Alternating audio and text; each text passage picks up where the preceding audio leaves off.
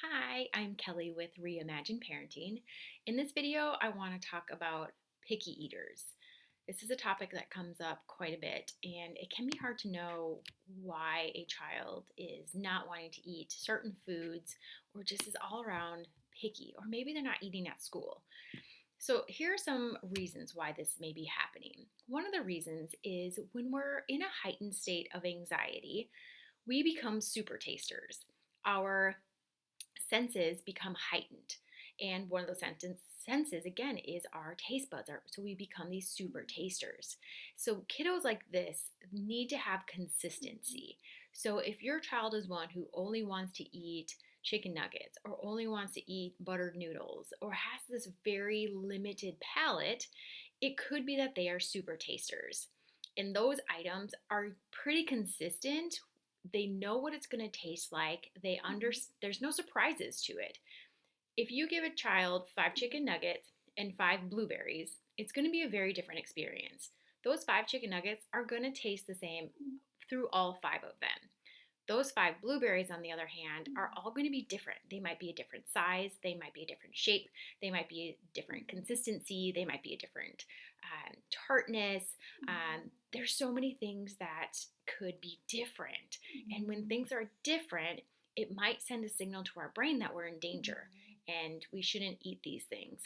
Again, thinking of caveman days, if you're out picking berries, you want to make sure you're picking the right berries and not something that could be dangerous, or if it looks a different color, you don't want to eat that one.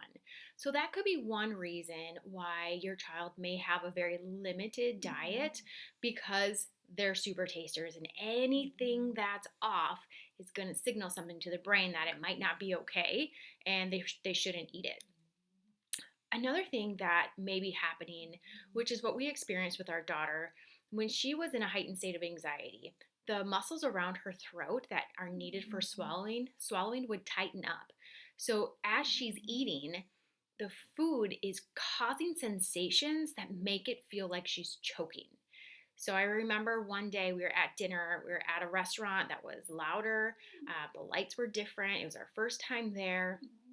She was very in a heightened state of anxiety and she ordered macaroni, which she does every time. Again, that's her predictability. More than likely, it's going to taste the same as the last restaurant. But when she was eating this, she was taking the bites within a third. So each noodle, she took a third of a bite of that. So, I mean, noodles are small. And we're like, what is going on? And we finally realized that the anxiety was causing this tension within her throat. And even the tiniest little third of a noodle was causing this choking sensation. So she didn't want to eat. So we were able to understand that better because we were noticing how high her anxiety was. And along those lines, too, if our kiddos are in a heightened state of anxiety, you can get more stomach aches. And if you have a stomach ache, you don't really want to eat. When our nervous system is in a state of fight or flight, the last thing it's going to do is digest our food. It's not going to give you those cues of hunger. It might twist up your stomach. You might get those butterflies in your stomach feeling or that uncomfortable feeling, and you don't want to put more things in your stomach to make it feel worse. So maybe that's why they're not eating or being more picky with what they're eating. And the final thing that has come up again in our family is my daughter doesn't want to eat certain foods because there's a history of vomiting tied to it. Although the food did not cause the vomiting, it was another virus, she contributed the vomiting to that food item. So one of those items was a tater tot and actually leftover macaroni from a restaurant. She'll eat macaroni at a restaurant, but she won't eat the leftovers because during those two instances, the tater tot and the macaroni leftovers, she vomited afterwards, unrelated to the food. But she has now this association between that food item and vomiting happening. Again, going back to caveman days, if you eat the wrong food and you vomit from that, you're not going to eat that food again. And so these can all be various reasons as to why a child or teen may not want to eat certain foods. So, what are some things that we can do? Number one, we want to look at the nervous system, understanding what is happening from the inside. Are they getting cues of threat from this food and why? What is happening maybe in their day to day that is causing a significant amount of fight or flight, picking up those cues of threats? And how can we tame that down? One of the ways that I use with Reimagine Parenting is a safe and sound protocol, as well as innate rhythmic movement. So make sure you check out the sound and movement page to learn more about that program, to, again, to help retune the nervous system.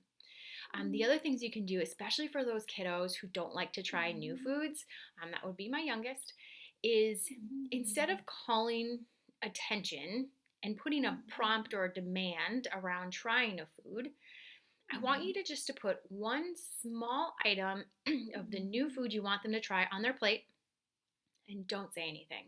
I know it can be hard, but don't say anything. For us, it's getting my son to eat vegetables. He's not a fan. And the more I tell him, you need to eat it, you have to try this, it's good for you, why aren't you eating it? I'm getting more heightened. He's picking up on that energy and he's a lot less likely to try the food. Again, it's becoming a cue threat to him, this new food. So what I've been trying to do lately, and it actually has worked, is I will just put one single vegetable on his plate. And I don't say anything. I don't look at it. I don't acknowledge it.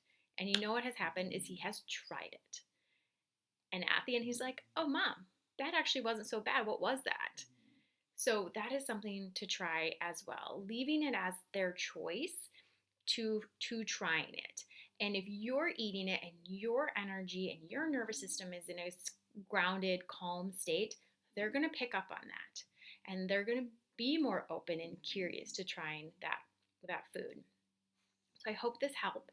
If you are interested in scheduling your own Reimagine Parenting session to discuss topics like picky eating or difficulties around eating, I would love to have a talk with you. I do offer free consultations. Make sure you schedule that below, and I'm here to help you in any way I can. Thanks for watching.